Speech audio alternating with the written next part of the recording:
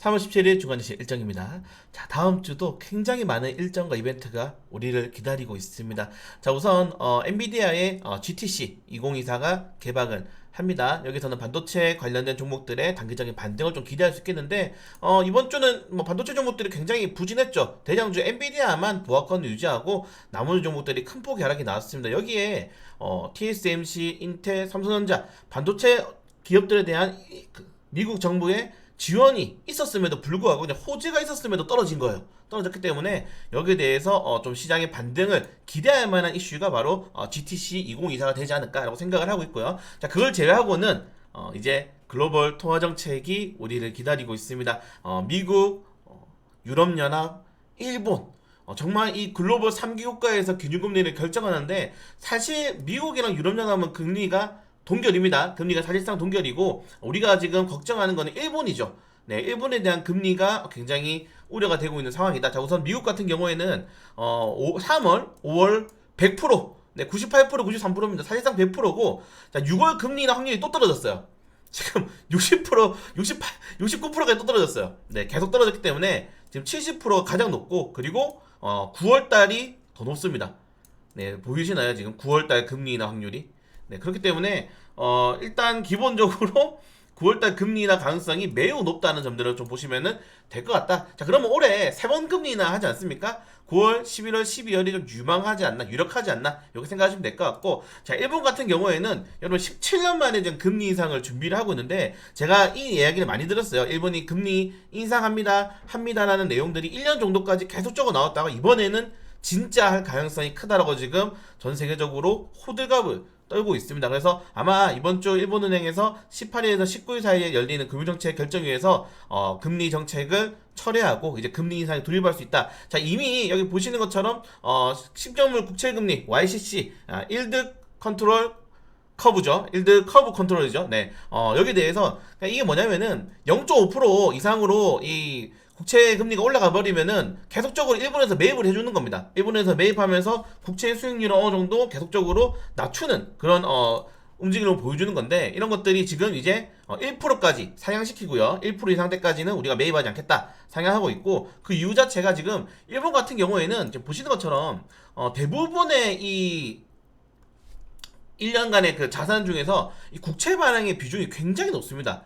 국채를 발행도 하고 국채를 계속적으로 매입도 하고 이런 식으로 계속적으로 국채에 관련된 비중이 굉장히 높은 국가인데 여기 국채에 대한 움직임이 나온다는 것은 시장의 변동성이 굉장히 크게 나타날 수 있다는 거고 자 그렇게 되면은 전 세계적으로 가장 안전한 통화가 3개가 있습니다. 네, 바로 미국 달러, 유로화 그리고 엔입니다. 엔화.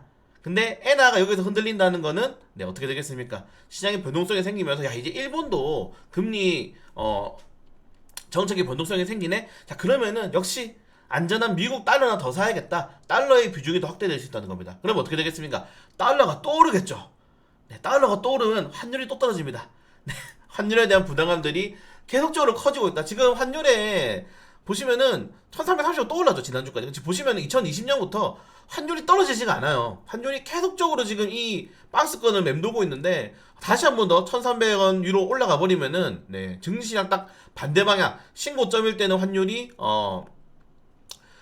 이 어떻게 되겠습니까, 여러분들? 큰일 났습니다, 지금. 그래서 아무튼 환율에 대한 부담감들이 다시 한 번 더 시장을 돌입하게 되면서 자 이제 코스피는 2700에서 계속적으로 돌파하지 못하는 이 구간에서 환율까지 올라간다. 조정이 나올 가능성이 커지고 있습니다. 제가 계속 자주 드리는 말씀이 기술적으로도 2700포인트 구간대 굉장히 고점이기 때문에 이 구간대를 우리가 좀 유의해야 필요가 있을 것 같다 말씀드렸고 증권가에서도 이번 주 코스피가 2600에서 2700 이건 좀 말이 안 되죠 여러분들. 왜냐면은 2600은 그 올해 저점이고 2700은 올해 고점이에요. 그러니까 최저점 최고점으로 변동성이 있다 요런 말밖에 안 하는 겁니다. 네, 그래서 이번 주도 역시 높은 변동성에 쉽지 않은 시장이 될 수 있다는 점들 좀 체크하시면 될 거고 과연 이 GTC가 더욱더 중요해집니다. 어느 정도까지 반도체 종목들을 좀 끌어올려줄 수 있을 것인지까지만 좀 보시면 될 것 같습니다.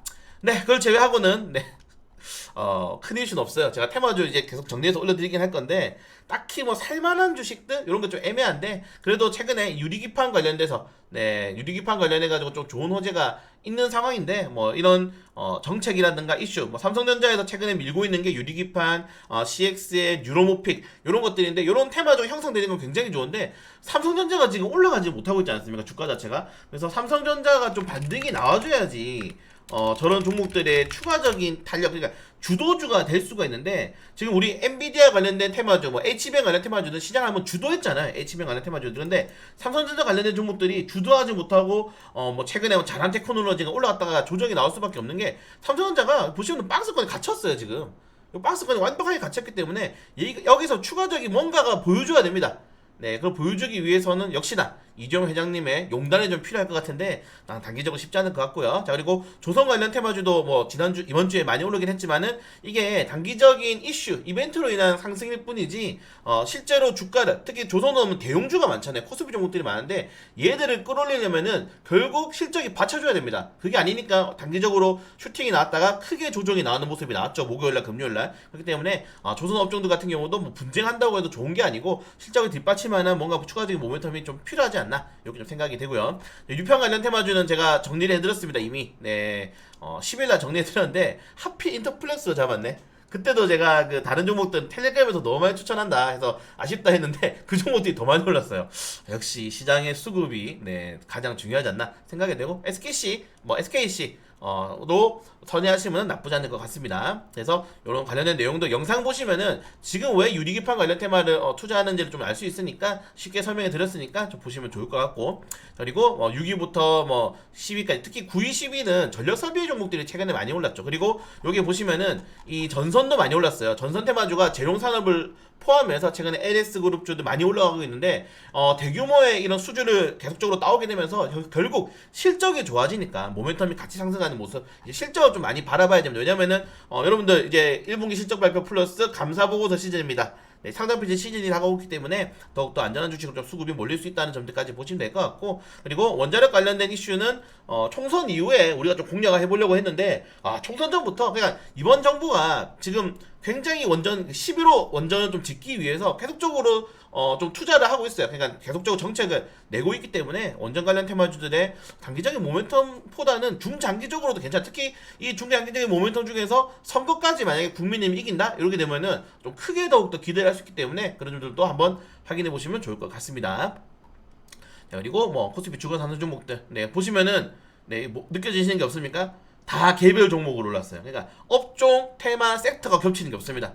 보이시죠? 다 업종, 테마, 섹터가 겹치는 거 없이 이렇게 올라가는 모습이 나오고 있는 것처럼, 전체적으로 지금 시장 자체에서는 몰려 수급이 막 분산되고 막 패시브 자금이 몰려가지고 업종을 띄우기보다는 하나의 이슈 종목, 하나의 개별 종목이 계속적인 이 주도주가 형성되고 있다는 점들. 그러니까 만약에 HBM 관련 테마주면 가더라도 두세 개만 올라가고, 상위권에 뭐 CXL도 두세 개만 올라가고, 이런 식으로 계속 올라가고, 유노모픽도 하나만 두 개만 올라가고. 그러니까 다른 종목들이 예전에는 대장에 가면은 2군, 3군이 같이 올라가는데 그런 종목들이 안 나와요 지금은. 그래서 전체적으로 수급 자체가 너무 쏠림이니까 그 업종을 한번 잘 잡아볼 필요가 있지 않을까, 이 정도까지 좀 말씀을 드리고 싶습니다.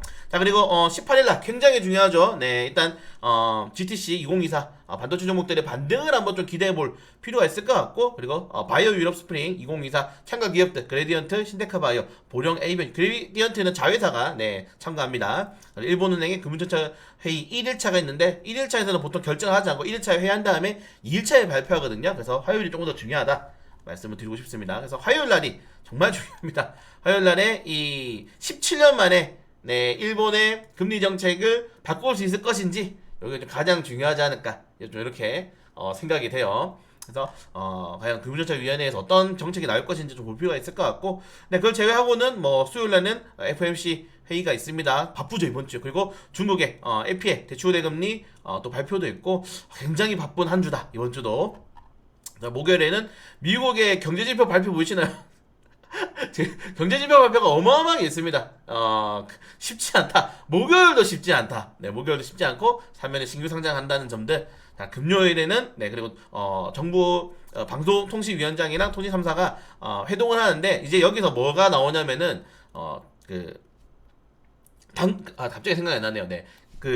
방통법, 예, 요거 이제, 네, 이거 없앤다, 아니면 좀 개정한다, 이렇게 나오는데, 예전에 여러분들 그 처음에 그 단통 법안이 있을 때, 어떻게 됐냐면은, 매주 신규 회원을 발표했어요. 이때 엄청 공격적으로 했죠. 특히 LGU 플러스가. 이때 확 LGU 플러스가 가입자 끌어올리면서 예전에 막 LGU 플러스 지나가다가 사람 납치해가지고 끌고 가가지고 가입시키고 그랬잖아요. 그래가지고 막 안 좋은 이슈도 많이 있긴 했지만 점유율 엄청 올렸단 말이에요. 그래서 그때 매 주간 단위로 가입자 수가 나올 때마다 이 3사 통신주들 주가가 맨날 엇갈렸거든요. 또 그런 상황이 한 번 더 나올 수 있다는 점도 좀 재밌게 보시면 될 것 같습니다. 네, 그걸 제외하고는 뭐 이번 주 너무 바쁘다.